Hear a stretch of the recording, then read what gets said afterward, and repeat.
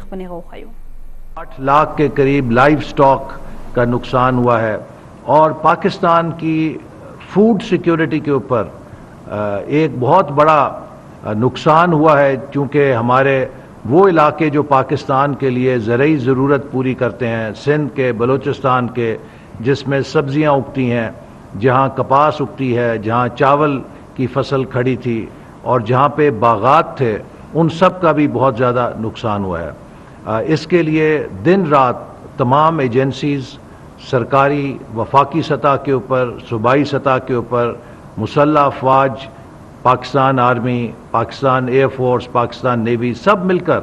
अपनी बेहतरीन और अपनी सलाहियत से बढ़कर कोशिश कर रहे हैं। लेकिन जैसे मैंने कहा कि ये स्केल इतना बड़ा है कि शायद ये मुमकिन नहीं है किसी एक इदारे के लिए कि वो इस पर फौरी तौर पे पूरा उतर सके। इसलिए मैं समझता हूं कि ये मुसीबत जितनी भी बड़ी है, पाकिस्तानी कौम की सलाहियत से बड़ी नहीं है। मैं आज अपील करना चाहता हूं उस 2/3 पाकिस्तान से जिसको सैलाब ने नुकसान नहीं पहुंचाया। मैं आज अपील करना चाहता हूं हर उस पाकिस्तानी से जिसका कारोबार मामूल के मुताबिक चल रहा है, जिसकी फसलें आज खेतों में लहा रही हैं। मैं हर उस पाकिस्तानी से अपील करना चाहता हूं जो रात को अपने घर में बिस्तर के ऊपर पंखा चला के या एयर कंडीशनर चला के आराम से सोता है। मैं हर उस पाकिस्तानी से अपील करना चाहता हूं कि जो सुबह सवेरे उठकर अपने बच्चों को हिफाजत के साथ तैयार करके स्कूल भेजता है और वो वहाँ से तालीम हासिल करके मामूल के मुताबिक वापस आते हैं। मैं हर उस पाकिस्तानी से अपील करना चाहता हूँ जो आज अपने साफ सुथरे माहौल के अंदर सेहतमंद ज़िंदगी गुजार रहा है। हमारे लाखों बहनें और भाई अपना घर छोड़ने पर मजबूर हैं, क्योंकि उनके गांव को नहीं, उनके मोहल्ले को नहीं, बल्कि उनके पूरे ज़िले को सैलाब ने समुंदर में तब्दील कर दिया है। और आज वो सड़कों के ऊपर पनाह लेकर बैठे हैं, आज वो खैमों के अंदर पनाह लेकर बैठे हैं और उनके पास वो सब कुछ जो उन्होंने उम्र भर अपनी जमा पूंजी जमा किया था, जो कुछ उनका पूरे साल का फूड सिक्योरिटी के दाने थे या गंदम थी जिससे उन्होंने अपने बच्चों का पेट पालना था, और वो बीज जिससे उन्होंने अगली फसल में काश्तकारी करके आने वाले साल में अपने लिए फूड सिक्योरिटी का बंदोबस्त करना था, वो सब कुछ सैलाब की नज़र हो गया है। आज उन कैंप्स के अंदर और इन डिस्प्लेस्ड हमारे बहनों और भाइयों के जो पनाहगाहें हैं, उसमें जब आप अपनी उन बेटियों और बहनों को देखते हैं कि जो भूख और इस तबाही के नतीजे में आने वाले चंद दिनों में बच्चों की पैदाइश के अमल से भी गुजरेंगी, लेकिन उनके पास कोई सेहत की खातिर खास सहूलत करीब नहीं है। अगरचे उसके लिए हम कोशिश कर रहे हैं कि ज़्यादा से ज़्यादा मोबाइल क्लिनिक्स और मैटरनिटी हॉस्पिटल्स बनाए जाएं। मैं अभी परसों एक कैंप से होकर आया और वहाँ पर एक बच्ची की तस्वीर मेरे जहन में फ्रीज हो गई है। तकरीबन 18-19 साल की वो खातून थी जिसने 1.5 साल का एक बच्चा उठाया हुआ था, और वो बच्चा यूं लगता था जैसे अफ्रीका के किसी कहत ज़दा इलाके से ताल्लुक़ रखता है, नहायत कमज़ोर और लागर, और साथ ही वो आइंदा चंद दिनों में एक नए बच्चे को वलादत भी देने वाली थी। और मैं ये सोच रहा था कि जो बच्चा इसकी गोद में है, इसका क्या मुस्तकबिल है, और जो बच्चा अब पैदा होगा वो किन हालात में होगा, क्योंकि वो माँ भी नहायत कमज़ोर और लागर थी। ये एक खातून की कहानी नहीं है, ऐसी हज़ारों ख़वातीन हैं जो आज उस 2/3 आबादी की तरफ देख रही हैं जिनको ऐसा कोई ख़तरा दरपेश नहीं है। तो मैं समझता हूँ कि अब वक्त है कि वो 2/3 पाकिस्तान पूरी तरह से खड़ा हो, अगरचे इसमें कोई शुबा नहीं کہ سب لوگ کچھ نہ کچھ بڑی حد تک اپنا کردار ادا بھی کر رہے ہیں اور کچھ کر بھی چکے ہیں، لیکن میرے بہنوں اور بھائیوں، یہ بیٹھنے کا وقت نہیں ہے۔ جب تک آخری ہمارا پاکستانی ہم وطن اپنے گھر میں جا کے بس نہیں جاتا، ہم پہ قرض ہے کہ ہم ان کی بحالی کے لیے اپنے آرام، اپنے کاروبار، اپنی مال، اپنی دولت میں سے کیا کچھ نکال سکے ہیں۔ میں علماء کرام سے اپیل کرنا چاہتا ہوں کہ وہ جمعے کے خطبوں کے اندر لوگوں کو اس بات پر ابھاریں کہ وہ اپنے مال کے اندر، اپنے منافع کے اندر، اپنی خوراک کے اندر ان لوگوں کا حصہ نکالیں جو اس وقت ضرورت مند ہیں، جو سیلاب کے نتیجے میں اپنا سب کچھ گنوا چکے ہیں۔ ہم نے فیصلہ کیا ہے کہ تمام یونیورسٹیز کے اندر تقریباً 25 لاکھ طالب علم جو زیر تعلیم ہیں، ہائر ایجوکیشن کمیشن کے ذریعے ہر وائس چانسلر سے یہ کہیں گے کہ وہ ان طلباء و طالبات کو ٹاسک کرے کہ ہر طالب علم چاہے اپنی جیب سے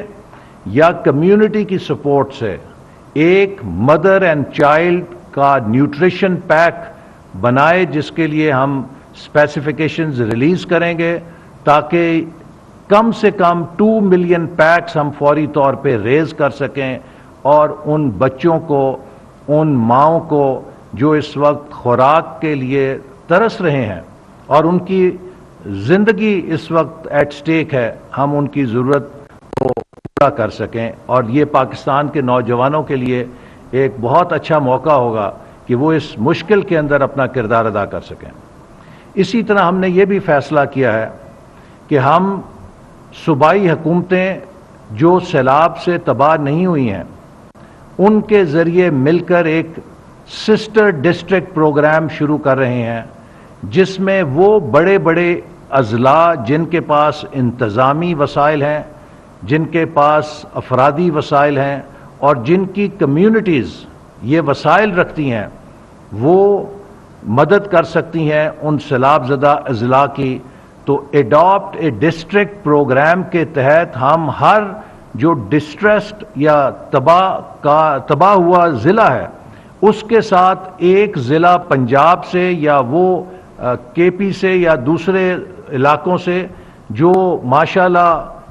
صحیح سلامت ہے اور جس کے پاس وسائل ہیں ان کو اٹیچ کر دیں گے، تاکہ جو اسلام کی صحیح اسپرٹ ہے، کہ جو مواخات کی اسپرٹ ہے، کہ ڈسٹرکٹ ٹو ڈسٹرکٹ یہ بانڈیج بنے، جس سے قومی ہم آہنگی بھی بنے گی اور اس ضلع کے تمام انتظامی وسائل اور اس ضلع کے تمام ہیلتھ سیکٹر کے وسائل ہم 1 مہینے کے لیے وہاں کی انتظامیہ کے سپرد کر دیں گے تاکہ ان کو بیک اپ دیا جا سکے۔ میں دادو میں گیا، وہاں پر مجھے یقیناً بہت اس پہ ایک ہمدردی ہوئی کہ جو وہاں کا ڈپٹی کمشنر تھا، ملیشیا کی شلوار قمیض پہن کے اور جاگرز تھے، بیچارہ لگا ہوا تھا، اس نے بریفنگ بھی دی، لیکن اس کی آنکھوں میں اس کی بے بسی دیکھ رہا تھا کہ کتنا بڑا سکیل ہے اور وہ کتنا بے بس خود کو محسوس کر رہا تھا کہ اس کے وسائل اور اس تباہی کے درمیان کوئی مطابقت نہیں ہے۔ تو ضرورت اس بات کی ہے کہ ہم وہاں کی جو انتظامیہ ہے اس کو باقی ملک کی انتظامیہ جہاں پہ سیلاب نہیں ہے اس سے بیک اپ دیں۔ تو یہ اڈاپٹ ڈسٹرکٹ پروگرام کے لیے ہم صوبائی حکومتوں کو درخواست کر رہے ہیں کہ فوری طور پہ وہ ہمارے ساتھ اس میں تعاون کریں، تاکہ خاص طور پہ صوبہ پنجاب کے وہ بڑے بڑے اضلاع جن میں سیلاب کی تباہ کاری نہیں ہوئی، اب وقت ہے کہ صوبہ پنجاب کے عوام اور انتظامیہ صوبہ سندھ کے اور صوبہ بلوچستان کے ان اضلاع کے ساتھ مکمل طور پہ ہمدردی اور مکمل طور پہ یکجہتی کے لیے اپنے وسائل ان کے لیے کھول دیں، اور یہ ایک بہت بڑی ملک کی خدمت ہوگی۔ اسی طرح ہم بین الاقوامی اداروں کے ساتھ اور ایجنسیز جو اس وقت ہماری پاکستان کے ساتھ مل کر کام کر رہی ہیں، کوشش کر رہے ہیں کہ جو ہیلتھ کور ہے اس کو زیادہ سے زیادہ مؤثر بنایا جائے، اور میں اپیل کروں گا کہ جتنے بھی پاکستان کے ڈاکٹرز ہیں، ہماری ہیلتھ کمیونٹی ہے، وہ زیادہ سے زیادہ اس کام میں حکومت کا ہاتھ بٹائے، تاکہ اب جو سیلاب کے بعد اگلا مرحلہ ہے جس میں کہ بیماریاں پھوٹ سکتی ہیں اور کئی جگہ پھوٹ رہی ہیں، ہمیں اس بات کا خطرہ ہے کہ اگر ہم نے اس کو مؤثر طور پہ کور نہ کیا، چونکہ حکومت اپنے تمام وسائل جھونک رہی ہے، جھونکے گی، لیکن یہ اسکیل اتنا بڑا ہے کہ ہمیں بحیثیت قوم اس کا مقابلہ کرنا ہے۔ تو میں یہ بھی تمام میڈیکل پروفیشن سے تعلق رکھنے والے ہمارے جو بہن اور بھائی ہیں انہیں کہوں گا کہ وہ اس میں بڑھ چڑھ کر حصہ لیں، زیادہ سے زیادہ کیمپس لگائیں، تاکہ ہم اس بیماری کا بھی مقابلہ بہتر طور پہ کر سکیں۔ انہی الفاظ کے ساتھ میں ہمارے جو نیشنل ڈیزاسٹر مینجمنٹ اتھارٹی کے چیئرمین اور ہمارے national flood response coordination centre کے کوآرڈینیٹر ہیں، ان سے بھی کہوں گا کہ یہ اپنی اداروں کی جو کارروائیاں ہیں اور جو ریلیف اس وقت ہو رہا ہے اس کے بارے میں بھی بریف کریں۔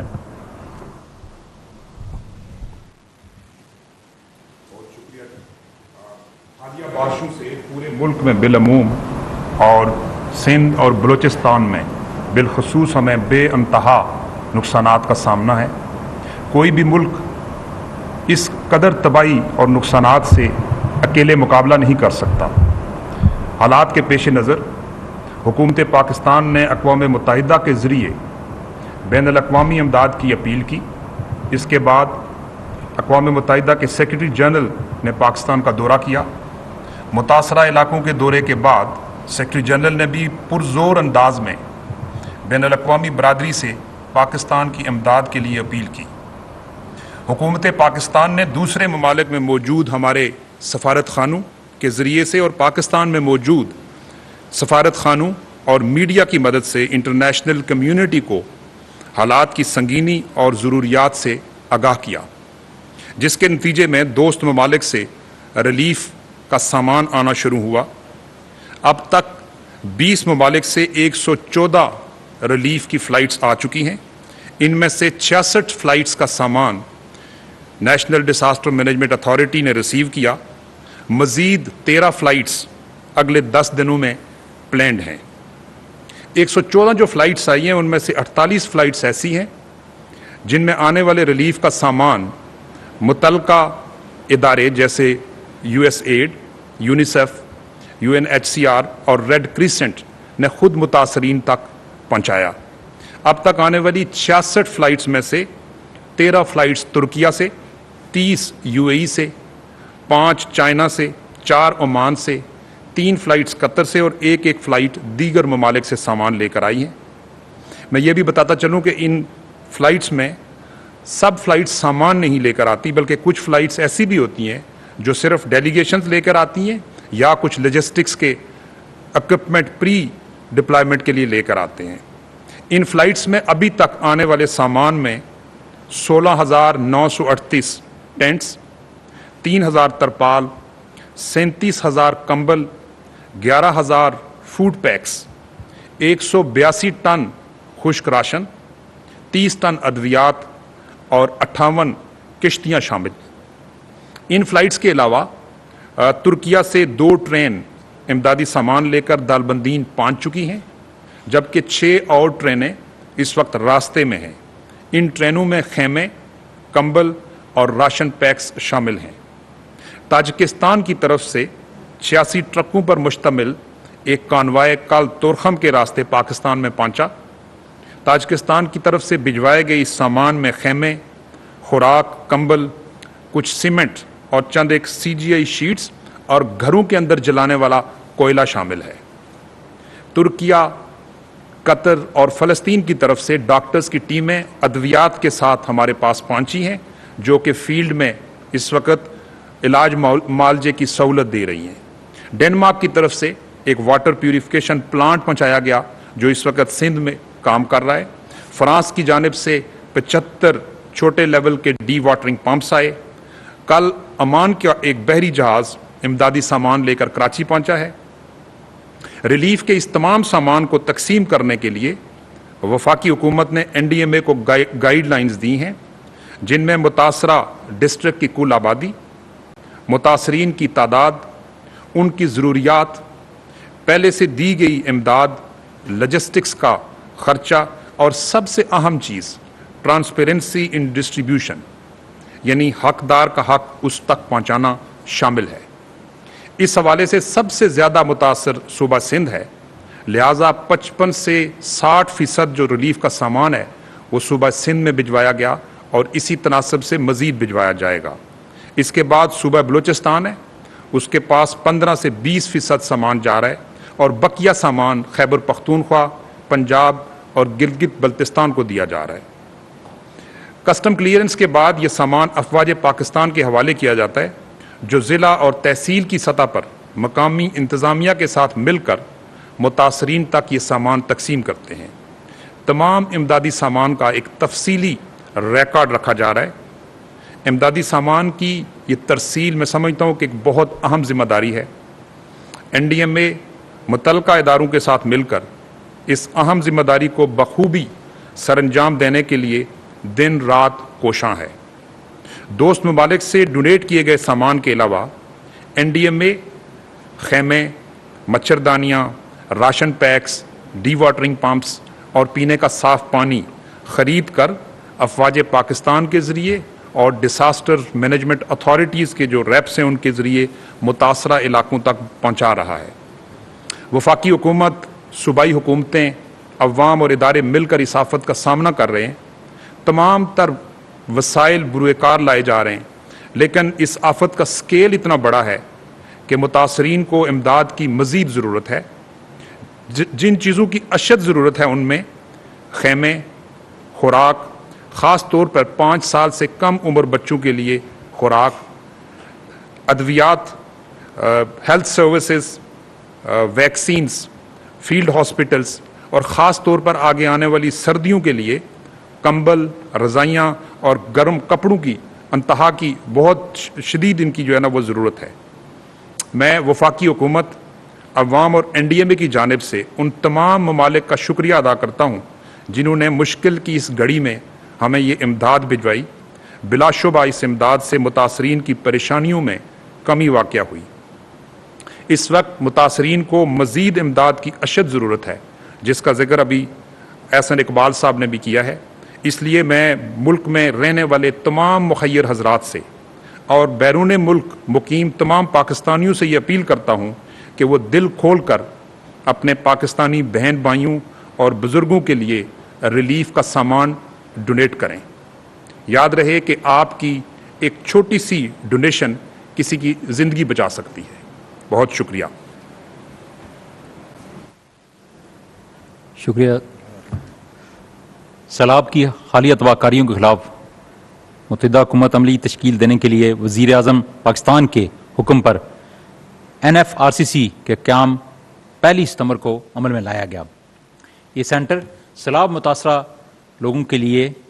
اور ان کی بحالی اور امداد کے لیے ون ونڈو آپریشن کر رہا ہے۔ اس کے ہمارے ساتھ تمام صوبے، وفاقی ادارے، افواج پاکستان اور یونائٹڈ نیشن ایجنسیز اور اس کے ساتھ ساتھ NGOs ہمارے ساتھ مل کے کام کر رہے ہیں۔ ہم یہ کوشش کر رہے ہیں کہ تمام ادارے مل کر اس بہت بڑی مصیبت کے خلاف کام کر سکیں اور ہم ان کا عمل اس عمل میں بہتر کوآرڈینیشن کے ذریعے تمام لوگوں تک پہنچ سکیں۔ یقیناً ہم تمام تک شاید اب تک نہیں پہنچ پائے، لیکن ہماری کوشش ابھی بھی جاری ہے۔ روزانہ کی بنیاد پر ہم تمام ڈسٹرکٹ کمشنرز، ACs اور پروونشل گورنمنٹس کے ریپس کے ساتھ بات چیت کرتے ہیں۔ اس میں کچھ کام ہم کر چکے ہیں اور کچھ کاموں پہ ابھی بھی بہت اور وقت چاہیے۔ اس میں سب سے پہلی چیز جو ہے متاثرہ سڑکیں اور ریل کی بحالی اور پلوں کی تعمیر ہے۔ بلوچستان پروونس جو آج سے 1 مہینہ پہلے کوئی بھی نیشنل ہائی وے نہیں چل رہی تھی، اس وقت تمام کنیکٹیوٹی بحال ہو چکی ہے۔ ML1 جو پاکستان کی مین ریلوے لائن ہے، اس پہ حالانکہ 2 جگہوں پر 8 سے 10 انچ پانی کھڑا ہے، اس کے باوجود اس کے اوپر ریل گاڑی چل رہی ہے۔ پیسنجر ٹریفک بھی بہت ویری سون بحال ہو جائے گی۔ اس کے ساتھ ساتھ متاثرہ علاقوں میں خصوصی طور پر اور ملک میں عمومی طور پر خوراک کی فراہمی کو یقینی بنا رہے ہیں۔ اس میں آپ کو بتاتا چلوں کہ پاکستان میں اس وقت جو گندم کے سٹاکس ہیں وہ وافر مقدار میں موجود ہیں۔ پچھلے سال آج ہی کے دن پاکستان میں 6.1 ملین ٹنز گندم تھی، آج کے دن ہمارے پاس 7 ملین ٹن گندم موجود ہے اور 1 اور ملین ٹن آ رہی ہے۔ تو گندم کی کوئی شارٹیج نہیں ہے اور نہ شارٹیج ہونے کا کوئی سوال ہے۔ ہم نے اس سیلاب سے متاثرہ علاقوں میں یہ بھی چیک کیا ہے کہ پاسکو، سندھ گورنمنٹ اور بلوچستان گورنمنٹ کے جو سائلوز بنے ہوئے تھے وہاں گندم کے کیا حالات ہیں، تو اس میں لاسز ویری نامنل، بہت ہی تھوڑے، کئی جگہوں پر 3% اور زیادہ تر جگہوں پر اس سے بھی کم لاسز ہیں، جس سے ہمیں یقین ہے کہ ہمیں گندم پہنچانے اور آٹا لوگوں تک پہنچانے میں مسائل نہیں ہوں گے۔ اس میں جو لوگ ہورڈنگ یا اس کی قیمتیں بڑھا رہے ہیں، کارٹلائزیشن کر رہے ہیں، ان کے خلاف بھی حکومت ایکشن کرے گی، کیونکہ ہمارے پاس اس قسم کی تمام اجناس، غذائی اجناس کی وافر مقدار موجود ہے، خاص کر گندم۔ اس کے ساتھ ساتھ ایک اور جس پہ ہمیں بہت سیریسلی کام کر رہے ہیں وہ ہے کہ ہم یہ چاہتے ہیں کہ گندم کی فصل جس نے اکتوبر میں لگنا ہے وہ ہم لگا سکیں سندھ کے اندر۔ اس میں پانی کی نکاسی جاری ہے بہت ساری جگہوں پہ۔ ہمارا یہ خیال ہے کہ سندھ کا زیادہ تر حصہ گندم کے قابل ہو جائے گا۔ ان علاقوں کے لیے ہم سیڈ بھی پروکیور کریں گے۔ انٹرنیشنل کمیونٹی سے بھی درخواست کی جائے گی کہ وہ ہمیں ان علاقوں میں گندم اگانے کے لیے سیڈ پرووائڈ کریں۔ ہمارے پاس اس وقت سیڈ کی تھوڑی سی شارٹیج ہے جو انشاءاللہ جب گندم لگے۔ بالکل جی، وفاقی وزیر احسن اقبال نیوز کانفرنس تاسو واوریدل دا وخت مل چې د کم حالات نه تیریږي د هغې په اړه باندې هغوی خبرې کولې، سیلاب نه متاثره سیمو کې څه قسمه صورتحال دی دا خبرې کېدې او دې سره سره کم څیزونه چې کوم دی هغې په فوري توګه هغه ځای خلکو ته ضرورت دی، په دې اړه باندې هم هغوی په دې نیوز کانفرنس کې خبرې کولې۔